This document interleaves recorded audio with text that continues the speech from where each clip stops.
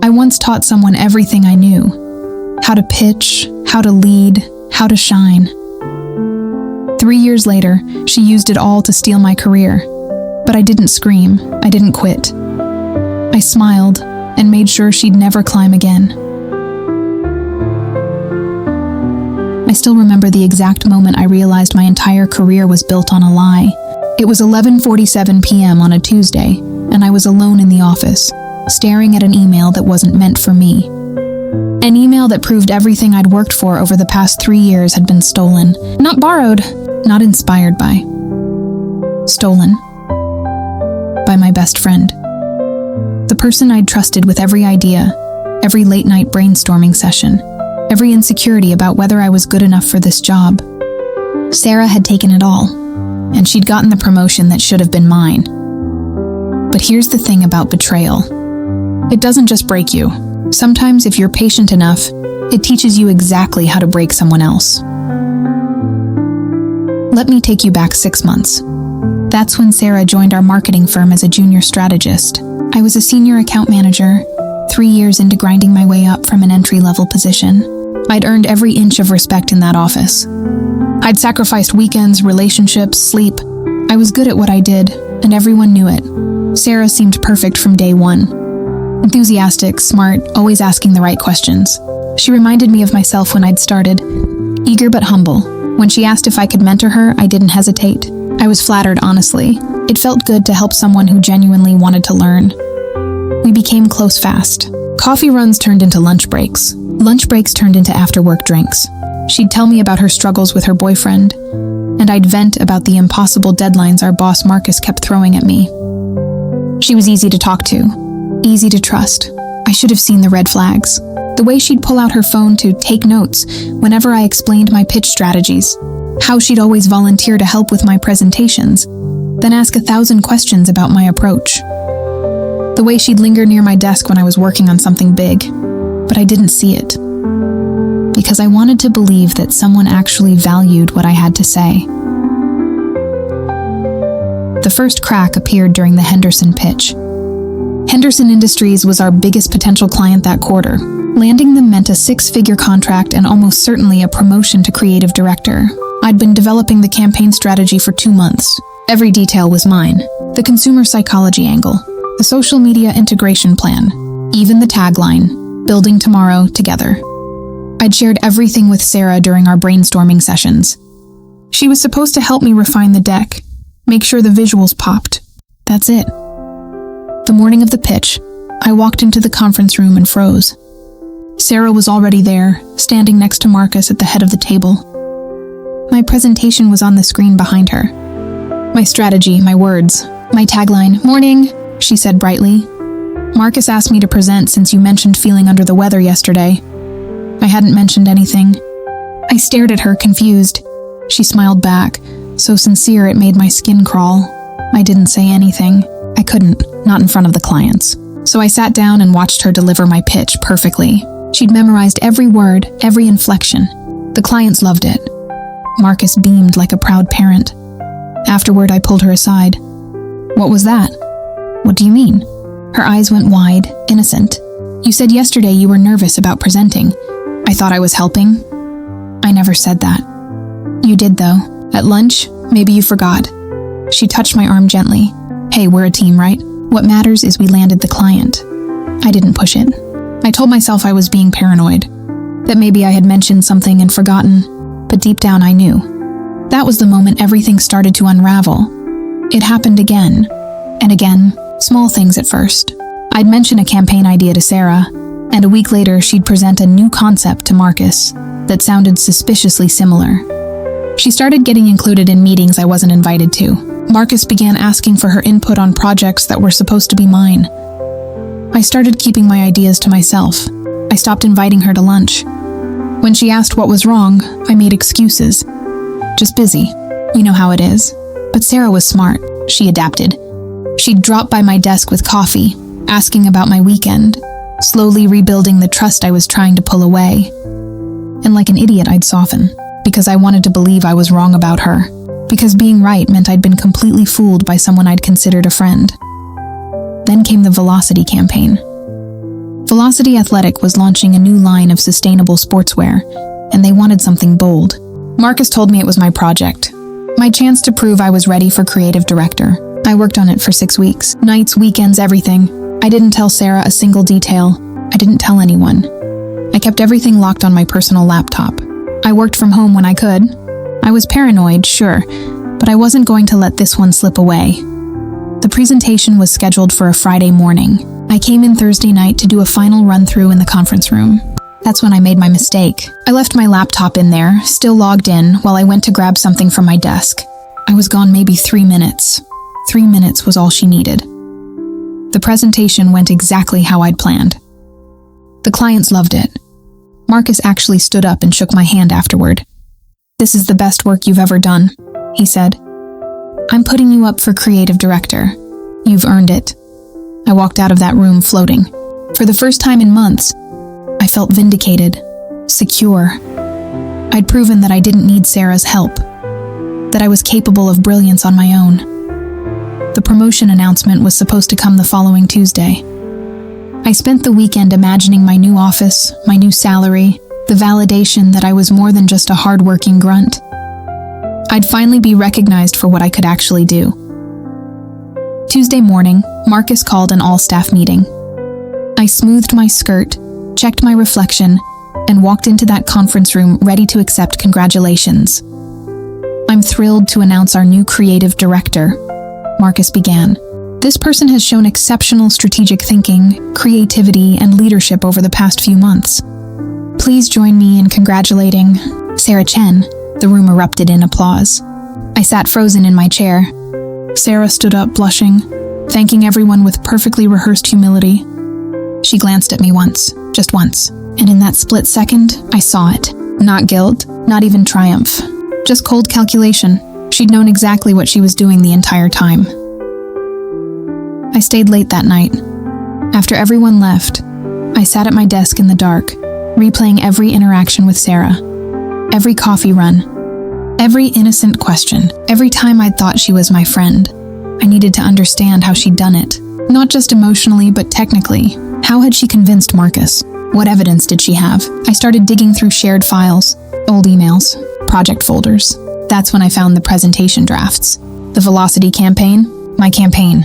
Except Sarah's name was listed as the primary author. Every single file was dated 2 days before my presentation.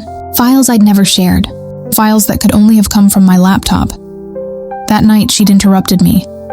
When I'd left my laptop in the conference room, she'd copied everything, backdated the files, and planted them in the shared drive. She'd created a paper trail that made it look like the ideas were hers, and that I'd somehow copied her work. I sat there staring at the screen, and something inside me went very quiet. Very cold. Most people talk about revenge like it's this hot, impulsive thing, but real revenge isn't hot. It's methodical. It's patient. It requires you to think 3 steps ahead while pretending you're still on step 1. Sarah had played a long game. Fine. I could play longer. I didn't confront her. I didn't tell Marcus. I didn't even let myself cry. Instead, I started watching, learning, documenting. I noticed Sarah had gotten sloppy since her promotion. She'd take long lunches, sometimes disappearing for 2 hours. She'd leave her computer unlocked when she stepped away. She'd gotten comfortable, arrogant even. I started compiling everything. Screenshots of files with mismatched metadata. Emails where I'd shared ideas that later became hers. I even found messages she'd sent to a friend, joking about how easy it was to borrow from people who were too trusting. But evidence alone wouldn't be enough. Marcus clearly favored Sarah now. If I came forward with proof, he'd find a way to dismiss it, defend his choice. People protect their decisions, even when those decisions are wrong. No, I needed something bigger, something that would make Sarah self-destruct without me lifting a finger. That's when I started paying attention to her patterns. And that's when I noticed David. Like quiet revenge stories? Subscribe. You'll fit right in. David was our CFO's son, 28, MBA from Stanford, engaged to a woman whose father owned half the commercial real estate in the city. He'd been brought in as a financial consultant for a major restructuring project. Sarah had been flirting with him since he arrived. Subtle at first, then less so. Long conversations by the coffee machine, touching his arm when she laughed. Staying late on nights when she knew he'd be working. I watched it develop over 2 weeks. Watched her lean a little too close during meetings. Watched him start responding. Despite the engagement ring on his finger, I recognized the pattern. It was the same one she'd used on me. Building trust, creating dependence, making someone feel special so they'd give her what she wanted. But this time, what she wanted was access. David was overseeing budget allocations for the next fiscal year. Whoever impressed him would get funding for their dream projects. Sarah was positioning herself perfectly. Here's what Sarah didn't know. David's fiancée was the jealous type. Dangerously so. I'd overheard her on the phone once when she'd come to pick him up, accusing him of looking at a server too long during lunch. I also knew that Sarah's boyfriend, the one she'd complained about constantly, had been getting suspicious. He'd shown up at the office once, unannounced, asking if Sarah was working late. She wasn't. She was at a hotel bar with a client, but she'd told him she was here. All I had to do was light the match. I started small. An anonymous text to Sarah's boyfriend from a burner phone. Saw your girlfriend having drinks with some guy at the Meridian Hotel bar last Thursday. Looked pretty cozy. Thought you should know. Simple. Plausible. True, actually.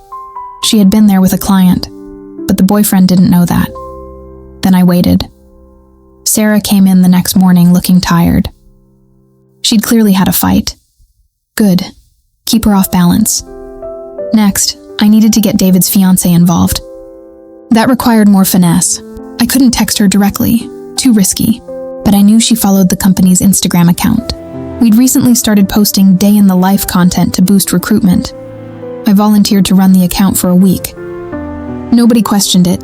I started posting photos from around the office, team lunches, project celebrations, and I made sure to capture Sarah and David in the background of several shots. Always talking, always a little too close, always just ambiguous enough.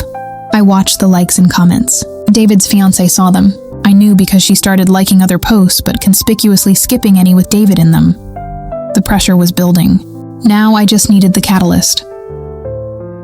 Marcus announced a company dinner at an upscale restaurant to celebrate landing 2 major clients. Mandatory attendance.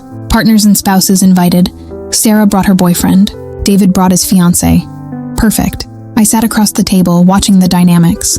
Sarah was trying to avoid David, but he kept trying to talk to her about the budget presentation she was supposed to give next week. His fiancée noticed. Every glance, every word. Her jaw tightened each time. Sarah's boyfriend noticed too. He kept asking her who David was. She kept saying, just a colleague, but her voice had that edge, that defensive tone that makes everything sound like a lie. I waited until dessert. Then I excused myself to the restroom. Sarah followed a few minutes later. We stood at the sinks, washing our hands. Tough night? I asked casually. She glanced at me in the mirror. Just tired. Your boyfriend seems nice. He's fine, just stressed about work. She dried her hands, avoiding eye contact. Must be hard, balancing everything. The new position, the demands, the expectations. I paused. All those late nights with David going over budgets. She froze. What's that supposed to mean? Nothing. Just that people notice things. You know how offices are. Gossip spreads. I smiled at her reflection. Just be careful, Sarah. You've worked so hard to get where you are. Would hate to see anything jeopardize that. I left her standing there, pale and shaken. The cracks appeared faster than I'd expected. Sarah's boyfriend started showing up at the office unannounced. She'd hurry to meet him in the lobby, their conversations tense and whispered. David's fiancée called him during a meeting. We could hear him in the hallway afterward, his voice strained, insisting there was nothing going on with the creative director. Sarah's work started slipping. She missed a deadline, then another. The budget presentation she was supposed to give with David got postponed twice because she wasn't ready. Marcus pulled her into his office. I couldn't hear the conversation, but I could see her through the glass walls, nodding frantically, making promises. I kept watching, waiting, not interfering. Just letting the pressure build, then came the argument. Sarah's boyfriend showed up again. This time she didn't meet him in the lobby. He came straight to her office. His voice carried across the floor. "I know you're lying to me. I know you've been seeing someone here. I'm not. I swear it's just work. Then why is everyone talking about you and that David guy? Why did someone send me screenshots of you two together?" I hadn't sent screenshots, but apparently someone else had noticed the tension and decided to get involved. Office politics are funny that way. Light one fire, and people start seeing smoke everywhere. The argument escalated. Sarah was crying. Her boyfriend stormed out. The entire office pretended to be fascinated by their computer screens. 20 minutes later, David's fiancée arrived. She walked straight to his temporary office and slammed the door. We could hear yelling. Something shattered. When she left, David followed her to the parking lot, trying to explain, trying to salvage whatever had just broken. Sarah sat at her desk, mascara running, while everyone around her worked in uncomfortable silence. That's when Marcus called another meeting. Marcus looked tired, frustrated. He stood at the head of the conference room, arms crossed. "I don't know what's been going on," he started, "but whatever personal drama some of you have been dealing with ends now. This is a professional environment, and I expect professional behavior." His eyes landed on Sarah. She sank lower in her chair. "Sarah, I need you to get it together. You've missed 2 deadlines this week, and the Velocity follow-up campaign still hasn't been started. That was supposed to be your priority." "I know, I'm sorry, I don't want excuses. I want results." He turned to me. "I need someone to take over the Velocity follow-up. Can you handle it?" I blinked, surprised. "Of course. Good. Sarah, you're going to support her on this. Work together like you used to. I need this fixed." He dismissed us without waiting for a response. In the hallway, Sarah grabbed my arm. "This is your fault, isn't it?" "What are you talking about?" "The texts, the Instagram posts, all of it. You're trying to sabotage me." I pulled my arm free, keeping my voice calm. "Sarah, I've been doing my job. If you're having personal problems, that's not on me." "You're lying. I know you are. You would know about lying, wouldn't you?" The words came out colder than I'd intended. "You'd know all about taking credit for other people's work. About manipulation. About pretending to be someone's friend while you stab them in the back."